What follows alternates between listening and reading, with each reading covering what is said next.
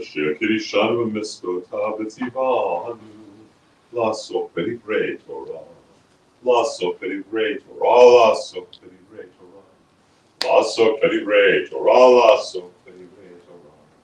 So we're starting a little late because we were talking about this, right? And you know what, Orlando? If we don't have a number of people that come on in the next few minutes, we'll turn this off. We'll just not stress. Okay. Purim is coming up, which is. Are you guys warm at least? You guys still be warm? Warm it up, yeah. We got heaters going, so. Yeah. I got one here. Well, I you can come closer if you need it.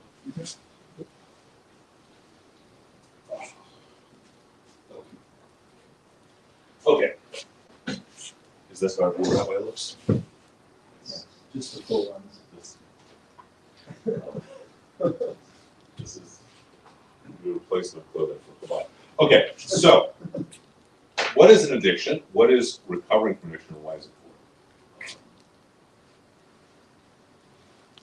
The first thing to understand is this great line at the beginning that talks about sin rests at the doorway, beckons you to enter, yet you can conquer it. That, in fact, so I think I'm leaning back like this, or do you just sit straight, okay? I feel like a grandfather sitting in this chair. Maybe I should let that happen. God gives us free will. By giving us free will, God gives us the opportunity to do good. Because if you don't have free will, then there is no good. Everything you do is just what you do. Right? Like angels. But because we have the opportunity to do bad, doing good makes a difference. So sin is always crashing at the doorway, beckoning us to enter. The best movie definition I've ever seen is the movie Devil's Advocate, which is this fabulous film about he doesn't do anything. Al Pacino is the devil. He doesn't make anything happen. He just comes. Well, that was a great movie. Over. Great movie, okay. And as a result, this is always a choice, and free will is given. So we all have what is a Yetzer Hara and a Yetzer Hatov, and Yetzer Hara, an evil impulse, and a Yetzer Hatov, a good inclination. And there's a great statement that we say that the evil impulse is at first like a spider's web. It's very, you can get in, you can get out. But in the end, it's like heartworms. They're very strong. That's when you addiction, whatever it may be. It is at first like a passerby, then a lodger, and finally becomes master of the house. Those are lines from Talmud. Today it tells a man to do something trivial. Tomorrow it tells him to do something more serious. Finally, it tells him to go in survivals, and he will go and serve them. So the idea is that addiction and doing evil is easy to do. It's a choice. It's a choice not to. You're always given a choice, opportunity to go to a hotel. You can take a towel. No one's going to arrest you, but it's still bad. Yeah, it's still bad. It is what it is. So you have this nature of evil, and the first thing to realize is that is part of the existence of the world, and it's a necessary part. Now let's start talking about the book of Esther, in which the story of Purim, the holiday of Purim, comes. Will you? Okay. So people would rather watch online than brave the rain to come out here. Is what you're saying. Fellow. Come over. How many? We have lots of alcohol. Yes. Food. It is kind of ironic, isn't it? Talking about what we have all. Anyhow, so you got this book of Esther. What happens in the book of Esther? You have this king named Ahasuerus. What?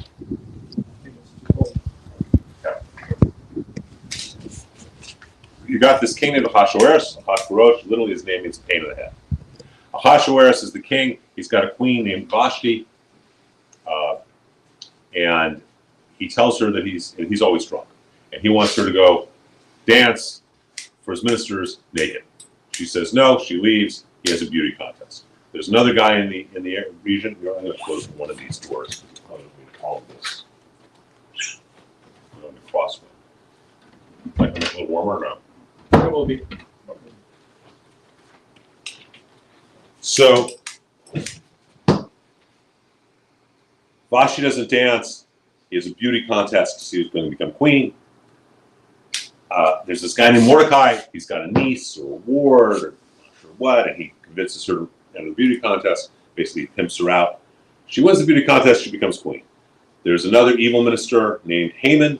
Haman is the king's minister. Haman. It's a stop when we hear Haman. Traditionally, when we're doing Purim, we write Haman's name on the bottom of our feet. Your finger is supposed to stomp so hard it comes off. And after Haman wants power, Haman's the minister of the drunken king. Haman convinces the drunken king that he should kill all the Jews because Mordecai, who is a Jew, does not bow down to him. Where Jews don't bow down. Mordecai convinces his niece, his stepdaughter, whatever it is, Esther, to go convince her husband, Ahasuerus, to not let this happen. She seduces Ahasuerus, and he says, I'll give you whatever you want, even half the kingdom. She sets up a party. She sets up a party. She wants to have a party with him, the king, her, and Haman. And then she accuses Haman of killing, of trying to rape her. The king impales Haman, and Mordecai becomes the minister. And Mordecai then goes and kills a bunch of Persians. And that's basically what happens. So everyone's a jerk in this story. It's a gnarly story. Yeah. Everyone is drunk. They're excessive and addicted. Ahasuerus to alcohol. Esther to her beauty and to sexuality. Haman to power. And Mordecai's addicted to power as well, because once he becomes the chief minister, he kills all the Persians. The one who's not addicted is Vashti. There's a whole discussion in the Talmud that the book of Esther should not be in the Tanakh in the Bible, because nowhere is God's name actually mentioned. It's the only book like that. And yet at the same time, we're taught that this is the one holiday that will be observed even in the world to come, even after the Messiah comes. This one holiday. Because we talked about this, right? You're just setting me up because you want to tee up the ball. I appreciate it. Because even in the world to come, there you go. And it's appreciated. I'd give you a drink, but it would be anti-Israel. So, because even in the world to come, you can become excessive. A religious fanatic is still a fanatic. And that too is an addiction. So this is the story that happens. And we observe it by getting so drunk one day a year that you are not supposed to be able to tell the difference between blessed is Mordecai and cursed is Haman, which have the same numerical value. And it's really an interesting story in that right now. That's not how we teach it to children. How we teach it to children is, we were about to be killed, and God stepped up through the people fasted, and then Esther approached the king, and everything worked out, and it's because of God's intervention, which is all true. As Mordecai says, God placed her to be queen for this purpose. And all of that's true. But this isn't a child's class. Okay? Although next Friday we're going to have a pre-Purim Shabbat with costumes. Matt Gurman is going to be wearing a kilt. He said, stand down. What does he say? Stand down. Stand down. English or cry. So he'll do whatever he does. We're going to come do that. But it's really about the basic concept of addiction recovery and what to do when there's evil. When it seems like God isn't present. The answer is don't play the game. One of the things that's important to remember is we're taught that Haman, who's the bad guy, his ancestor is Amalek,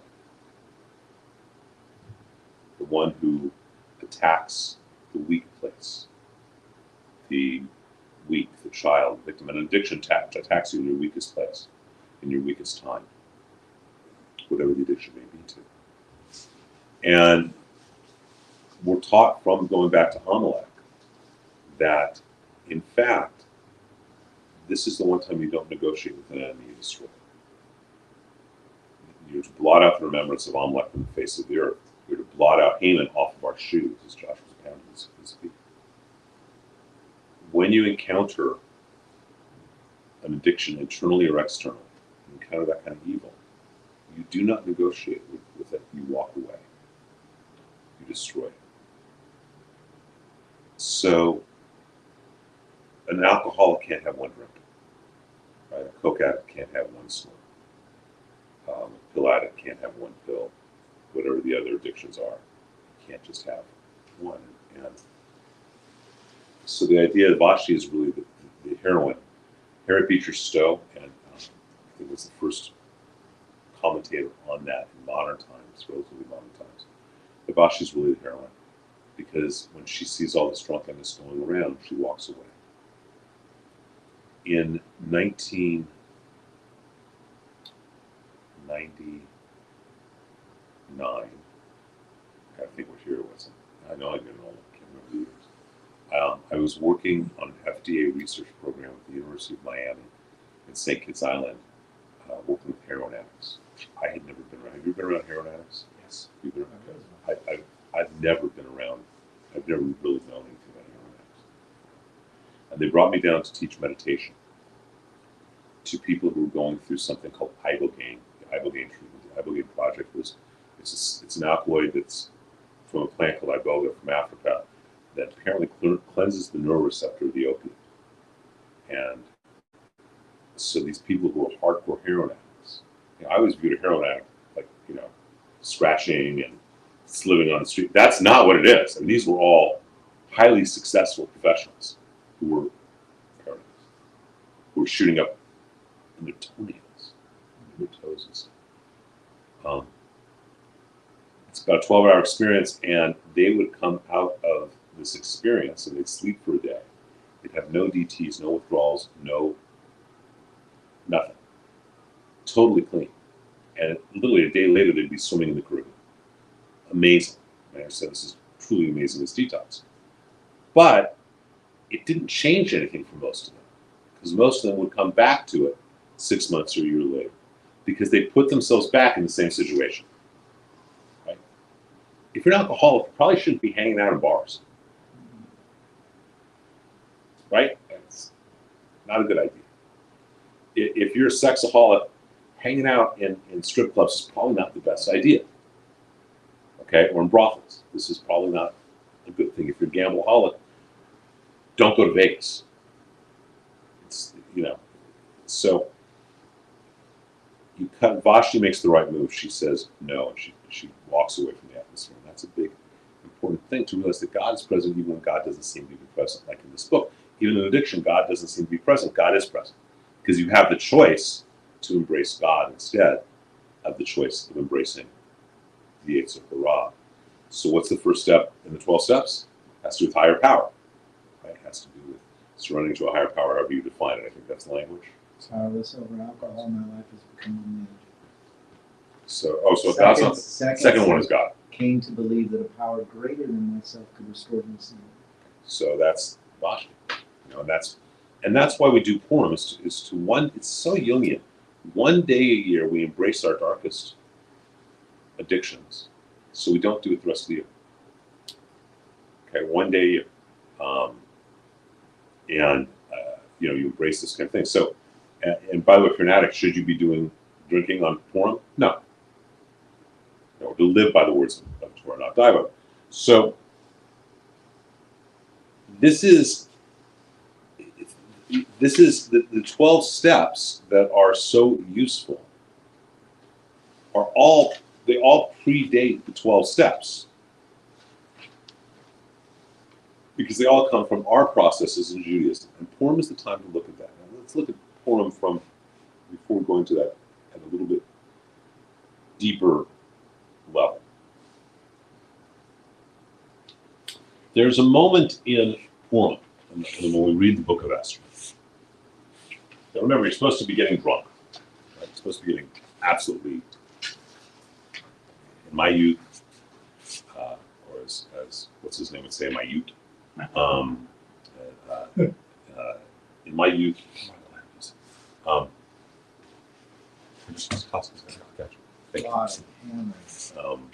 So in my youth, I would go to Purim temple with a shot glass tied around my neck. This little plastic shot glass that I'd been given, and a bottle of Jägermeister. And make sure I have a designated driver. This is 35 plus years ago, talking when I was in my 20s, and to survive that in some way. You had long hair at that time? Or The what? did you have long hair at that time? I did have long hair. What are you looking Yeah, at? it's just, look at Russia. Oh no, my hair. I had long hair then too. I've had long hair since before it was popular. Or when it was popular, then it wasn't, and it wasn't, and it wasn't. I still have long hair. So yeah. So and the idea is that you get so drunk you can't tell, and then you don't want to do it the rest of the year because you do it consciously. What really goes on in Purim? And I think that's worth talking about, maybe just because of where we are more even than the process. So the process in Purim is that you to realize that there's always a choice and that we can all become addicted to something. Mordecai, who's the hero, kills 72,000 Persians when he gets in power. Esther, sweet Esther, talks about, she convinces her husband, the king, to not, to have this party and also to let the Jews live. But how does she do it? You actually read the text. She gets down. She only wears her crown, nothing else. She seduces him. And she goes across from him across the chamber. And the text says, and he held out to her his scepter, which was in his hand. And she got on her knees and touched the tip of his scepter. And he said, "I'll give you anything, baby, even up to half the kingdom." It's not a scepter. Okay? He just happens to have it in his hand, just happens to hold it down. She gets on her knees and starts touching it. And he goes, "Anything you want, I'll give you half of everything I have." It's not. It's not a G-rated story. It's not a G-rated story. Different subject. But it's written in a language that children can study. But let's be honest. He's holding his big scepter, and she comes down and she touches it and says, "Okay, that was great. I'm going to give you half my kingdom." Let's be honest. And all she's wearing is a diadem. How do we know that? Because it says she's wearing a crown. And in text, if it says that I'm wearing a brown jacket and a gray sweater and blue jeans, then that's what I'm wearing. If it says I'm wearing a brown jacket and blue jeans, that means I'm not wearing a sweater. If it says I'm wearing a crown, that's all I'm wearing. If it says I'm preparing myself and I just wear a crown, that's all she was wearing. And that's okay. That's not a bad thing. She's his wife. There's no problem with that. So, we don't need to put more stigma on it than it needs to be. But, so she's addicted to her sexuality and her beauty, and she's very, she doesn't originally want to even go to Auschwitz. Mordecai convinces her. But I think what's important, or something we can talk a little bit about that may be a little bit different as well, is what Purim does. Most people would say the holiest day of the year is Yom Kippur. The actual name of Yom Kippur is Yom HaKippurim, which means the day that is like Purim. Yom Day Ha the Ka like Purim. And to understand the power of Purim, we need to understand the power of Yom Kippur. Yom Kippur cleanses us only if we get honest. Yom Kippur is a waste of time. It's nice, I can check the box. I went to Yom Kippur services. I got a little teaching. The rabbi gave, teaching. Learned a little bit. I enjoyed some music. Yom Kippur is powerful. Only if we are willing to really take it. What does that mean on Yom Kippur? It means nothing life-affirming. We don't eat. We don't drink water. We don't wear leather. We don't shower. We don't bathe. We don't brush our teeth. I hate that one. Really, and we go into the depths of we distance ourselves from the physical. We go into the depths of our personal spirituality, of the depths of our relationship with God, and we realize how we've screwed up. We don't pound our chest. We open our heart. For all the sins we've sinned against. For all things I've done wrong for myself, things that are not in harmony with who I am, with what it's about. with what I'm here to do. And we take a really good look at ourselves. This is the goal of Yom Kippur, right? We do it in the safe container of a group. And we do it with the guidance of our liturgy and our teachings.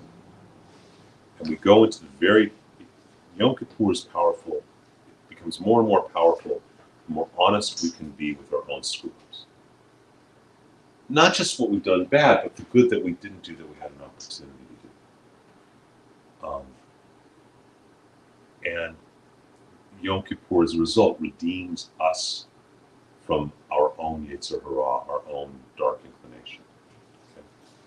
And we have people doing this online, right? Okay. I can't say, so I don't know who it is. Tell them hi. So that's the power of Yom Kippur.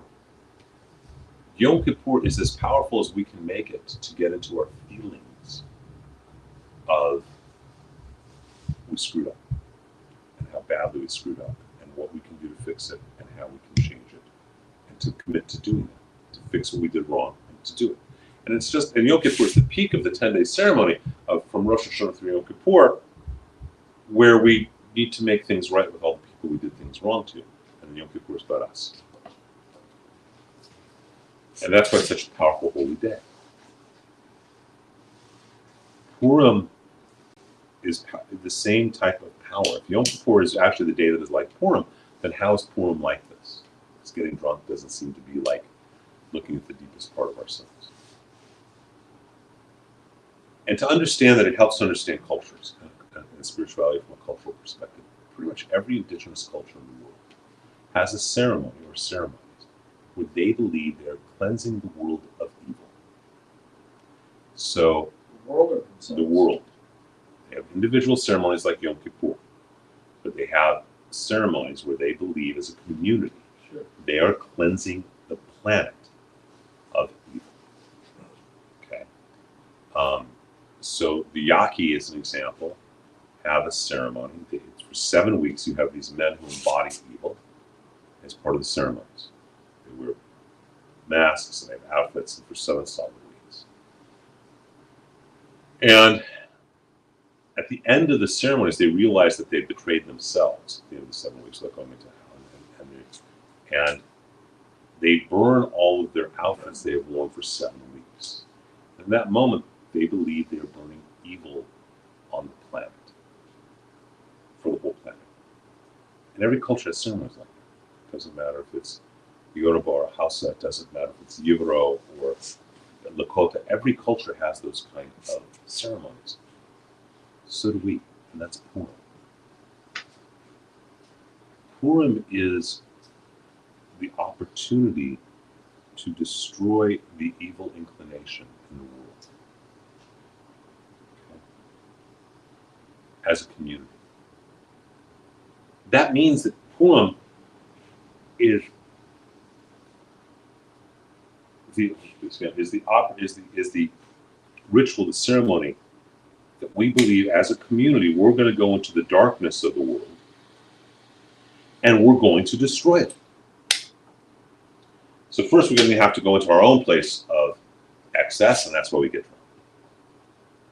And in the middle of getting drunk, towards the end of this whole play, there's a moment in the story where Ahasuerus decides, because Mordecai was going to rape his wife Esther, that he's going to impale Mordecai, the evil man.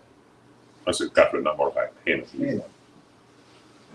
Not hang, but impale. There's a qualitative difference, right? Impaling means, here's the stick, he's stuck on it, from his tuchus up to his head.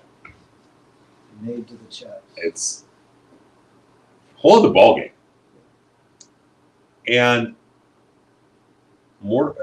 Haman is impaled along with his 10 sons. What did the 10 sons ever do? We know nothing about them. They're not mentioned in this story. They're not talked about, Haman's so bad, and son number 1, well, he did this, and son number 2, he was doing this, and son number 3. We know nothing about them. But they're impaled along with Haman. And the cantor, a traditional cantor, who is also supposed to be drunk, in Orthodox shul, the cantor also is drunk and slobbering and sloppy, and Mordecai, yay, Esther, oh, Haman, boo, right? In the middle of that, he is supposed to chant the impaling of Haman and his 10 sons in one breath. And it's 22 words. It's okay,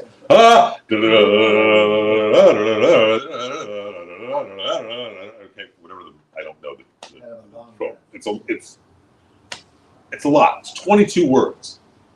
Okay? So remember, the chaz of the cantor is supposed to be the shaliach, the messenger for the community, the voice of the community. So he's the arrow tip, the arrowhead, and we're all the community. He's the arrow shaft. And the idea is that the rest of the world are the feathers of the arrow shaft. We're going to be carried along. So in the middle of all this, he chants all this out. Now, how does that affect the world? So to understand that, we need to understand a little bit more about Jewish mysticism. It says in Sefer Yetzirah that with 32 mystical pathways, God created the universe. 10 sfirot, 10 energy centers, and 22 pathways. So there's 10 points, they're like the chakras, but they're a little different. 3 outside our body, 7 in. And there's 22 ways you can connect them, which correspond to the 10 digits, 0 through 9, and the 22 letters of the Hebrew alphabet. Okay? It's a mathematical physics type All of it. equation. It is, I can do it. To get my back, it's probably better than my front, so 1, 2, 3, 4, 5, 6, 7, 8, 9, 10. 1, 2, 3, 4, 5, 6, 7, 8, 9, 10, 11, 12, 13, 14, 15, 16, 17, 18, 19, 20, 21, 22. Okay. So it's this diagram. 10 points connected 22 ways. Okay? Not very well done, but you get the idea. Okay? Yeah.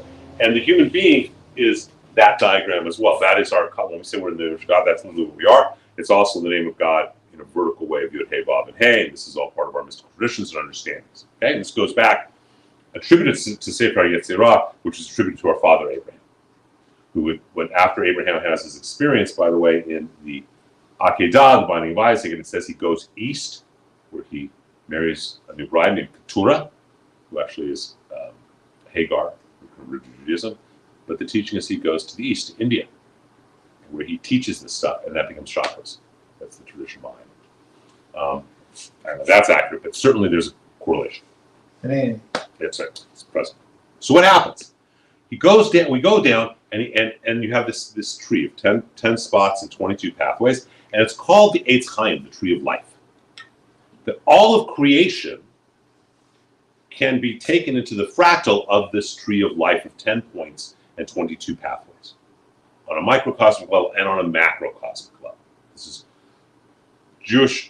advanced Jewish mysticism in a Reader's Digest 3-minute version. So it's all right there. That's called what we refer to the tree of life, and Torah is that tree. Okay.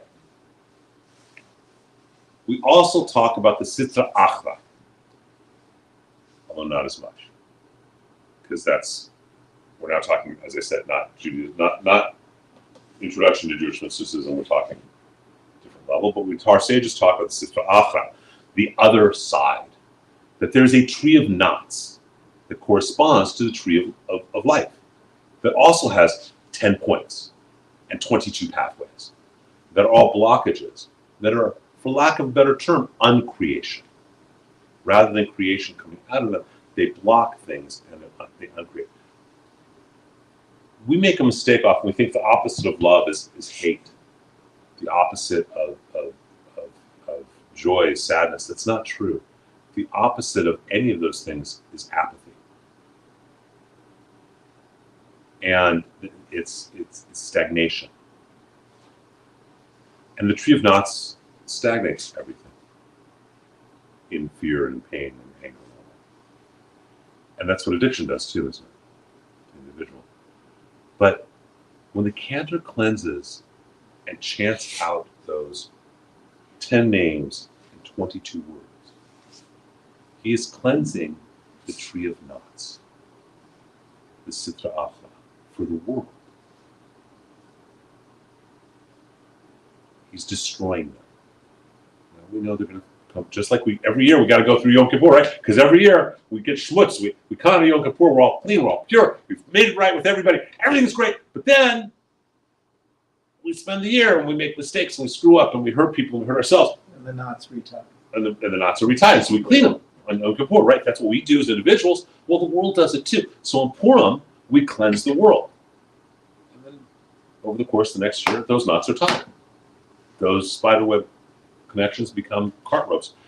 And Purim, at its deepest level, is a holiday of service for us to go into the darkness and to cleanse the world. It's almost like a sister to Yom Kippur. It is. It's like an Yeah. older sister. Yeah. It's the same process. It's just Macro. macro and our micro, exactly. Yeah. And you don't do Purim alone. You don't get drunk on Purim alone and say, "Oh, I've celebrated Purim." No, you've just been an idiot. Okay. It's like you don't study Torah. You don't study. You can study Torah. You don't. But there's things you don't study. You don't just study Kabbalah, and you don't study things. You don't study Talmud. You study exactly. So we have Purim coming up. I believe the day is March 24th. Is the actual day. What does that mean in our world? Well, it means that first of all, we're getting close to the time when that Sitra Achra is really, really knotted up. It means that we need to cleanse that Sitra Achra.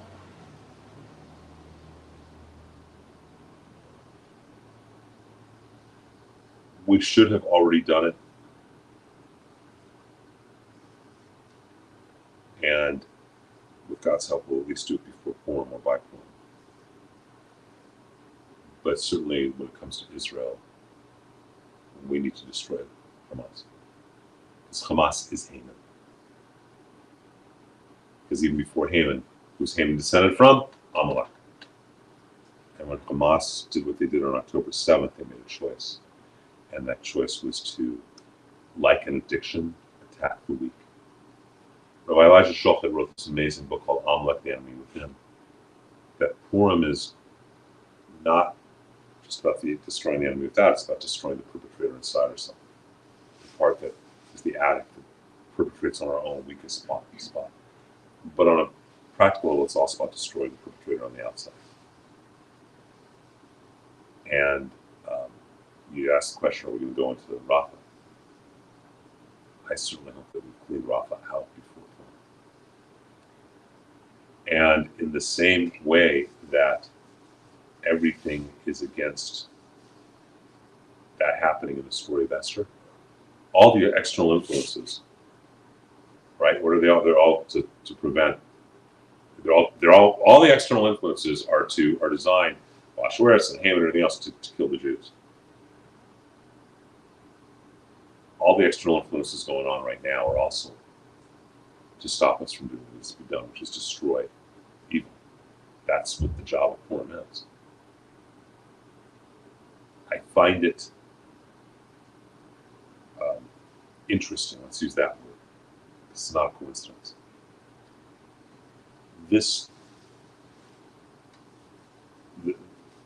Hamas chose to do what they did on Simchas Torah, on a Jewish holiday. It's the end of the Jewish holiday for the high holidays. And they really need to be destroyed by It's not going to stop Hezbollah. It's not going to stop all the other things, but they really do need to get into that. And as it happens, it corresponds to Ramadan. And I'm talking about this because you brought up Rafa. Ramadan is not. If I read one more article about how we have to respect Islam and have no war during Ramadan, I think I may hit something, because not because The answer, well, they attacked us on a holiday, so it doesn't matter if we attack them on a holiday, isn't it? The answer is that Ramadan is a month-long holiday. The month of Ramadan is a month of war going back to the Prophet Muhammad. The very second month of Ramadan, 2 years after he had his whole thing, Muhammad had his whole thing, he attacks. It is traditionally a time of war for Islam to attack. So the idea of saying, well, we can't have war because it's their time of peace, it's just obscene and BS. So when we cleanse the world this year for Purim, I think we need to remember, especially when we get to that place of the 10 sons and Haman, that we need to cleanse inside ourselves and our communities and our world, and including Hamas. They should be destroyed and impaled the same way that Haman's sons are. There's another teaching in there.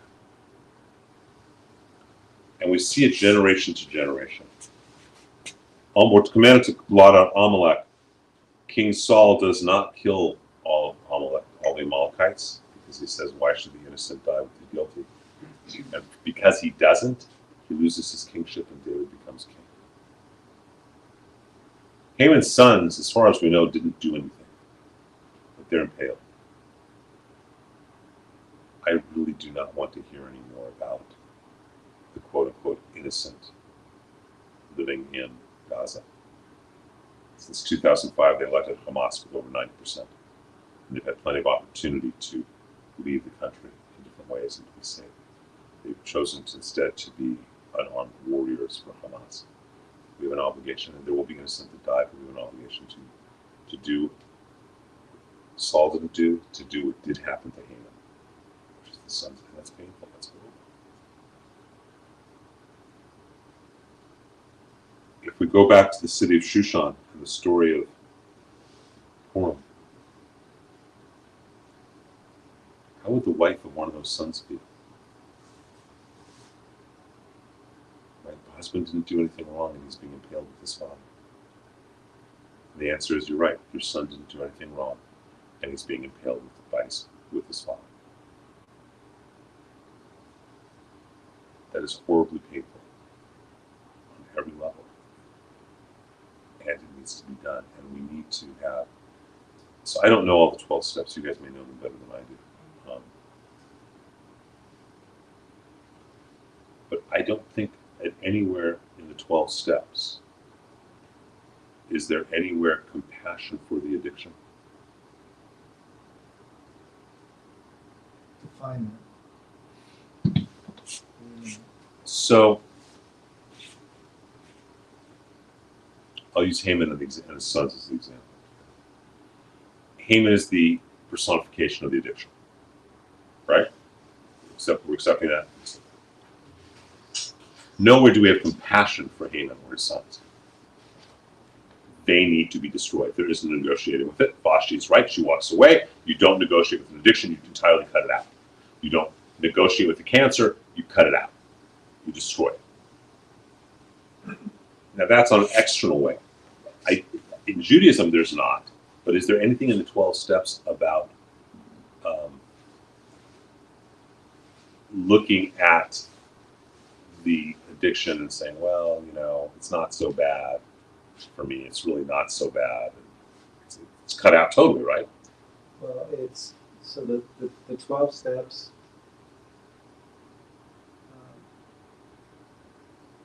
I'm powerless over alcohol. My life is Okay, you gotta speak loudly. You're powerful. 2. Came to believe that a power greater than myself, God, can restore us to sanity. 3. Turned our will and our life over to the care of God as we understood Him. 4.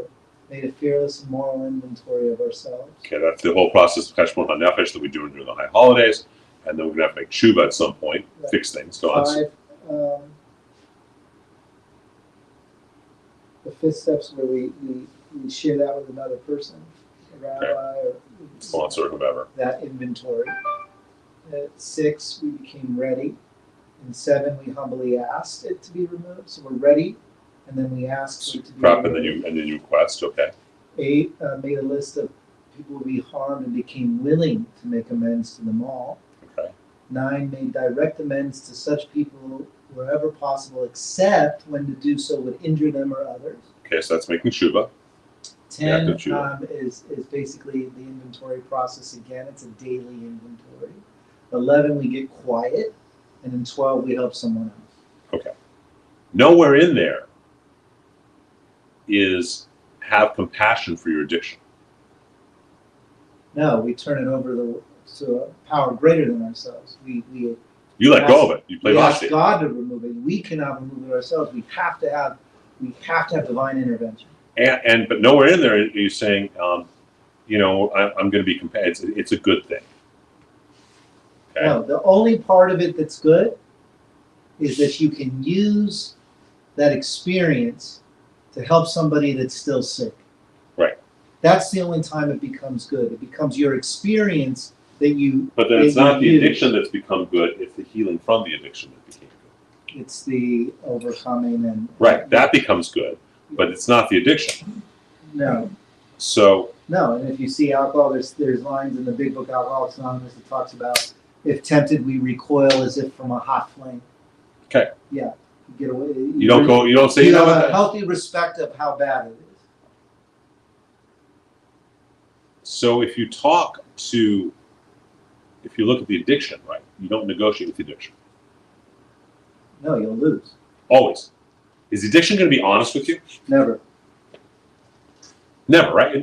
Not even a question. And any addict understands that, right? I'll be 25 years sober in August, and I still get thirsty. What day? August 17th, 1999. I'm just asking if the boys are born on the 18th, so that's just, they couldn't get born until we decided to have that. That's good. I'm glad that I appreciate it. Right? So there's no sympathy for the substance, is there? No. Now, but wait a minute. There are guys who make a living buying, and selling alcohol. You're hurting them by not drinking. You realize that, right? Have you no compassion for their lives? If there were no alcoholics, think of all the unemployed bartenders. Think of all the unemployed cops. Well, it doesn't matter anymore, I guess, but in theory, right? Right? If there's no if there's no heroin addiction, think of all the unemployed people who are trying to be mules. Have you ever thought about,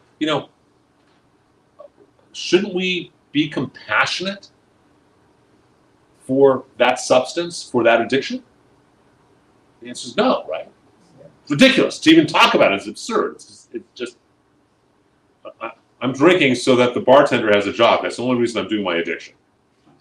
Okay? I'm only going to the casino and to keep Vegas alive. Exactly, so that it's a beautiful place, so that the dealer has a job. Because if I'm not losing money, if the dealer has no job, God forbid, I want to win money, so the dealer loses their job. So, and they teach the boys, remember that the casinos in Vegas were not built with people winning.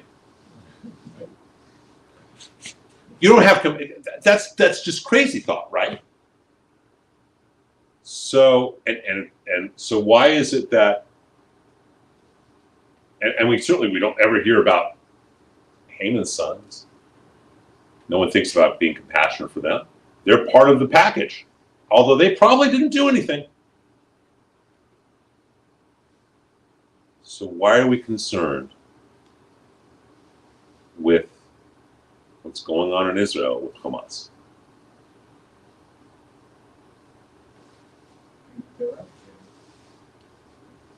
But the arguments are that we constantly hear is, oh, that's just some of the people. Oh, you can't, you're not going to ever get rid of all of them. Isn't that kind of like an alcoholic saying, you know what, I'm never going to really be sober. I'm always going to at least have wine. I won't drink hard alcohol anymore, but I'm always going to have wine. Isn't that kind of the same thing? There's no joy to saying it, but it needs to be destroyed, like any incarnation of Amalek or Haman. I don't know this, but when you, because you said you got sober. Yeah. Um, I'm not on camera, so so I'm still it's anonymous. still anonymous. But, you're underneath Orlando's putting your phone up. That's cool. Yeah. Thank you. But it's a 976 number, so you'll get paid for it. Do they still have those? Probably don't have those anymore. I have some stories off camera. Okay. Let you know about. So you miss the alcohol, I still get thirsty. meaning you still want to drink. You want still want to drink of alcohol. Sure. Well, most alcoholics that I know, I can only talk for myself, suffer from the obsession that I'll be able to drink like a normal person. Well, you can't. I can't. But I have the obsession that maybe one day I could. Well, in theory, you could. I'm not willing to gamble. I would with 1% suggest that chance. you master the trick of walking on water and resurrection first. And if you can do that, then Right. because those are probably easier. Right. Um, I'm a gambling man. I'm not taking But- the gamble. is there a sadness at all? Well, actually, if you're answering, you already just answered the question. I was going to say, is there a sadness that you can't have one drink? And the answer is yes, because people have an obsession that they get thirsty. Yeah, but I would call that sadness, not sadness. It's delusion. And that is the It's a same. delusion. It's not, I mean, the emotion, a feeling has a beginning, middle, and an end. It passes like the tide going in and out. Okay. That my feelings aren't necessarily reality. Okay, so let's follow that for a second. You feel sadness, that's truth. Sure, you could feel sadness, But the- envy. But the reality is, it's delusional. It's completely delusional. Now take those exact statements. It is sad that we need to kill and destroy Hamas. Yeah, And it is delusional to think that anything less will work. it's fair. I mean, if we're just using, look, if we're going to use the analogy, let's use the analogy, right? No, sure. The issue here, though, is that the Hamas thing is an ideology. It's not a person. It's not people. No, it's different. No, it's not true. Hamas. There is an ideology that is shared with Hezbollah And others. and others. Let's just use Hezbollah as the example, okay? But Hezbollah is not Hamas. Thank God. Hezbollah didn't come out to attack the weak part. They went to war. Hezbollah is constantly going to war. They're constantly shooting rockets. But they didn't go out with conscious intent to strike and destroy the weak, the old, the young, the sick. They just didn't take the opportunity. They all have the same ideology. But there is a difference between the ideology and how it manifests. For now. At that moment in time. At this moment in time. Correct. I'm not saying Hezbollah doesn't become at some point Amalek. What's happening in Yemen is the same ideology. But okay, so if you had asked me, I'm a pacifist at the end of the day. I mean, I am. I'm a Berkeley graduate, a Cal graduate. I mean, that's right. I worked on Jerry Brown's presidential campaign. I got my lib credit. Okay. If you had asked me on October 6th what we should do with Hamas, okay, I would say Hamas's charter wants our destruction. They have made it clear that they want the obliteration of every Jew. This is in writing. It has been since 1988. They make perfect claim that they are part of the Muslim Brotherhood, which its goal is to recreate a caliphate and make it worldwide and all of it be The world should be Muslim. okay. No, a specific type of Muslim. Right. Okay. And I would have said we should do anything we possibly can to have peace. Okay. If you asked me that on October 6th, you asked me today, what should we do with Hezbollah? Anything we can to have a lasting peace. Knowing that they want us destroyed, it goes back to actually a great Muslim statement, which is trust in Allah and tether your camel. So knowing they want us destroyed, I would be very slow and hesitant. But look, we made peace with our enemy of Egypt. And thank God that the accords have still held. That goes back, 35, 40 years or something, right? So if you ask me today about Hezbollah, I would say whatever we can do to make peace and be conscious that they want us killed. If you'd asked me on October 6th, I would have said about Hamas. The same thing. They stepped into being like Haman, like Amalek. And we have a spiritual obligation to destroy the Sitra Achra, to destroy the tree of nuts. We know it's always going to get reformed, right? You say it's an ideology. It's always going to be Sitra Achra on a macro level. It's always going to be there. The Yetzer Hara, the evil inclination, is always going to be there. But we need to destroy what is there now. And that's really painful for me to say. It's really, really painful for me to say. So, but it ties to Purim. Now there is another teaching from Purim, which is the idea of what the Yetzer Hara is about. Why is there a Yetzer Hara? Why is there evil inclination? And the answer is because it gives us the opportunity to do good. And it makes obstacles in our way. Hasatan is only referred to in the book of Job, the angel that puts obstacles in our way. And ideally, that's a coach, right? The coach is going to make it hard for us so we can become stronger. There is this great song came out. A number of great songs have come out in the last few months out of Israel. I don't know where that you are. I mean, some really great music has come out of Israel in the last 4 months. There's this great version by Yael Golan of Am Yisrael Chai. There's a great song Am Echad. But some guys, some Orthodox rappers from New York have this great song, "We Ain't Going Nowhere." Right? But part of the lyrics are, the guy singing it, he's never been so proud of how unified his people are. October 8th, every Jew was on the same page. Every Jew was on the same page, weren't they? And the irony is, I went through early parts of October, mid-October, trying to tell people it's not about vengeance. There's no joy in killing. There's no joy in doing this. Yes, we have to do it, but don't take joy. As they're cheering about killing Hamas people. And I'm tempering them. And now, 5 months later,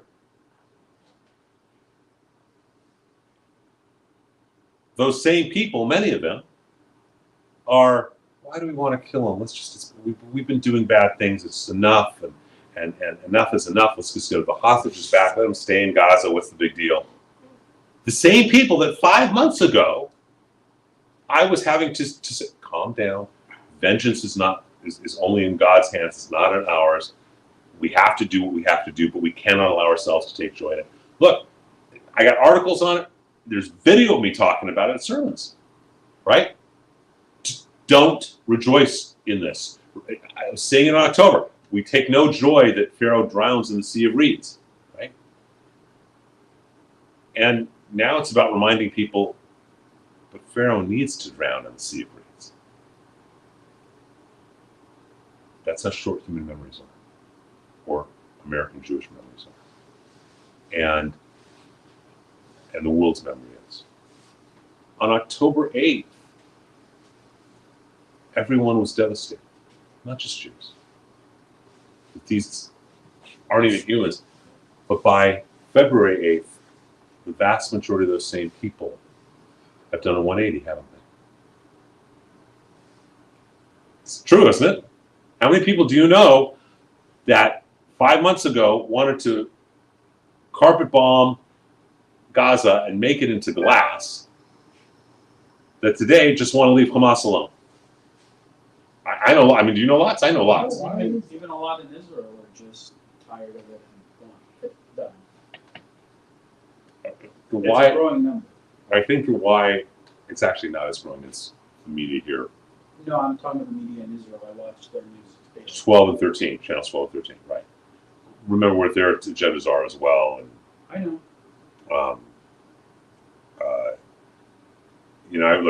I was there in July when there were all these demonstrations with the justice stuff. And I'm telling you, with 100% certainty, these were not organic demonstrations. This was BLM 2.0.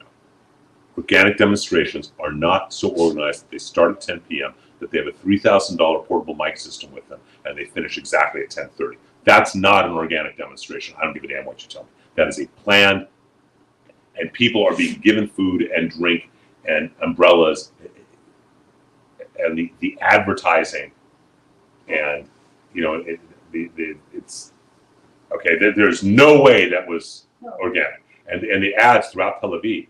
But people still come. If nobody cared, they wouldn't. Well, or people also a lot, because I spoke to a lot of those people are not from Israel, and there's huge advertisements in Israel at the time. It was a black fist like this on a yellow throughout Tel Aviv.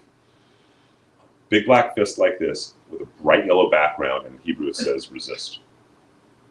Yeah, I think I remember that. Okay, so I don't know how much. Apparently, 80% of Israel doesn't want a two-state solution anymore. That's the most recent polls. But the point is that whatever it may be, there is. We forget the evil, don't we?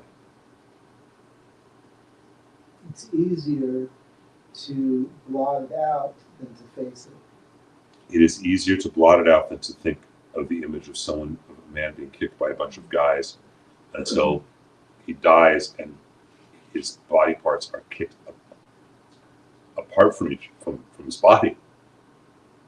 It's easier to blot that out of your mind than to realize it. It's easier to not remember a young woman being videotaped of her being raped on the corpse of her dead boyfriend, and that on her phone, and that file being sent and texted to her parents. It's easier to not think about beheading babies than it is to think that that could be done. Well, the UN finally figured it out today. No, they didn't. Did you actually read what they said? I heard No, that. they walked it back. They walked it back. There seems to be clear evidence that there may have been sexual things happen, May. and the clear evidence that there may have been. And the great line though is in the next paragraph from this woman. I heard her talking. I didn't read. So the next paragraph, the next thing she said after that is that there are credible allegations against Israel. Okay, It's double speak. it's they are more concerned with hating Jews than they are with protecting women.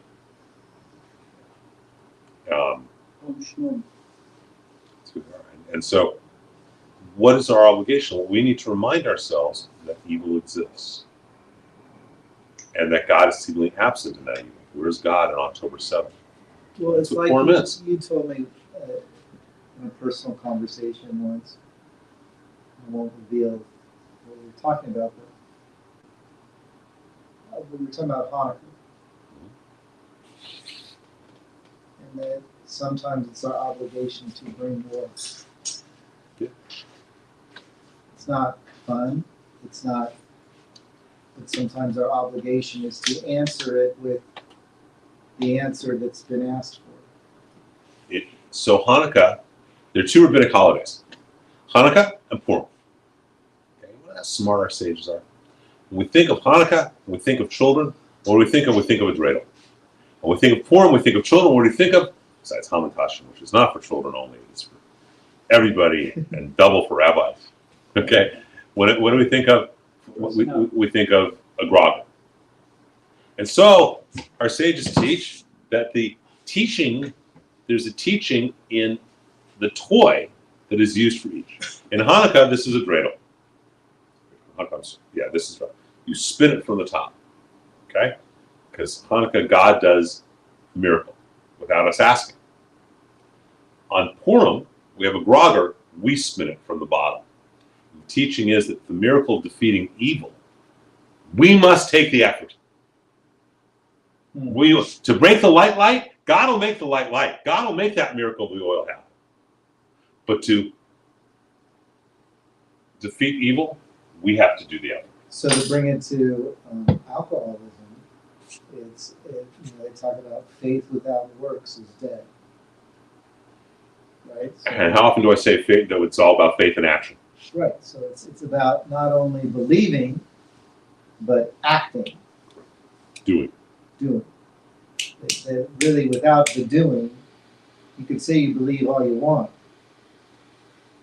but you gotta take the steps.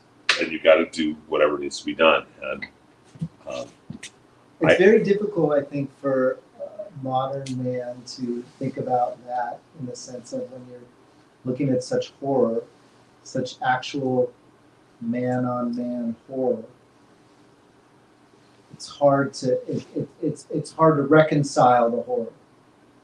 It's look and Because there's they surrender their souls. That what they did is not human. They yeah, surrender their human souls. it's terrible. It's terrible. It's terrible that people have to die. And there is no comparison to any act compared to what was done on October 7th. There just isn't. Since the Holocaust. Yeah, but the world is complete shit. The world Because is the world of Shushan and Ahasuerus and Haman. because the atrocities that are done daily and have been done in other parts of the world, they get the minuscule amount of focus. Yeah. It is, It's but there is a difference. It's weird. Fathom. But there It's is bizarre. again. There is one of the things with Hamas. Is, I mean, are we getting into the weeds? Well, a little bit, but if we think about I Hamas, just that's keep what I'm saying. thinking you might be. No, that's why I'm thinking about Hamas. That as opposed to Hezbollah, you're saying that the ideology is the same, but they are different. The manifestation is different as of now. Okay, and our job is to deal with it now. And Purim is a reminder that evil exists to such a level that it seems that God is not there. But God is there because God lets us still. We always have the choice, and it's so important. That it is. People don't talk about Mordecai's son or Haman's son. What they do, right? And people don't talk about the fact that it makes you stronger when you have defeated evil. Okay, when you made the choice to not do evil, when you've done what Vashti did, it makes you stronger.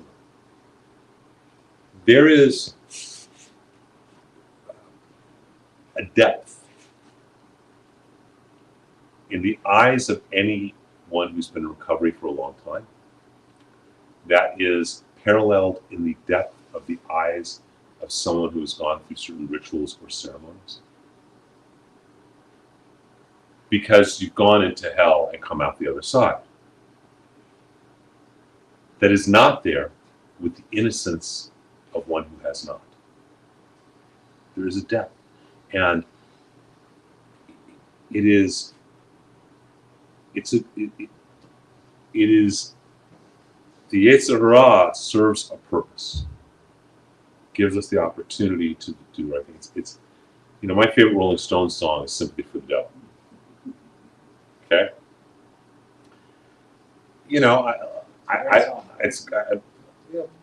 He's just doing what he's doing. We don't have to take that choice. He's making me a stronger character, right? Because I'm not making the choice, right? There's a reality that I've never understood this part of Catholic theology. To me, the hero of the story of Lent, we're in the middle of Lent right now. To me, the hero is Judas. Because if he doesn't portray Jesus, they don't have their story. You put it in that perspective, yeah. Right? If Judas Well, doesn't. in a sense, it's great. Right. I love this movie. I mean, it's a controversial movie. I love Last Temptation of Christ. Great film. And Keitel says to Willem Dafoe at one point, he says, I don't want to do this. And Willem Dafoe says, God gave you the harder job. I don't remember that line, but it's absolutely. It's just. You see it in Rice and Weber's Jesus Christ Superstar. You Yeah. see it. Yeah. You know, and everyone picks on poor Judas. He didn't happen. They don't. I don't want to pick on Haman. I just want to do what I got to do. And that includes for his sons. And so Purim is a methodology. You see the parallel with individual, how it affects with individual addiction, but more, I think, on a deeper level, the issue of the evil inclination. We need to destroy Hamas, and there's no joy in it. And Haman and his sons needed to be impaled, and there's no joy in it. No one, I've never been at a Purim celebration where,